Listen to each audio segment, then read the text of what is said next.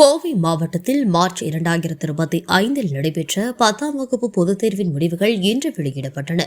இதில் கோவை மாவட்டம் 96.47% என்ற சாதனை தேர்ச்சி விகிதத்தை பதிவு செய்துள்ளது.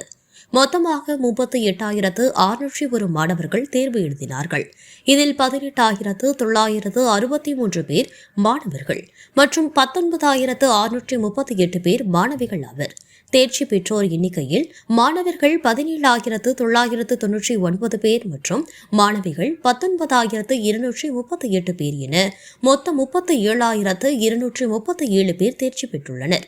இந்த ஆண்டு மாணவர்கள் 94.92% தேர்ச்சி பெற்றுள்ளதுடன் மாணவிகள் 97.96% என்ற அதிக தேர்ச்சி விகிதத்துடன் முன்னிலை வகிக்கின்றனர். கடந்த ஆண்டுடன் ஒப்பிட்டால் இந்த ஆண்டு மாவட்ட தேர்ச்சி விகிதம் 94.1% இருந்து 96.47% உயர்ந்துள்ளது.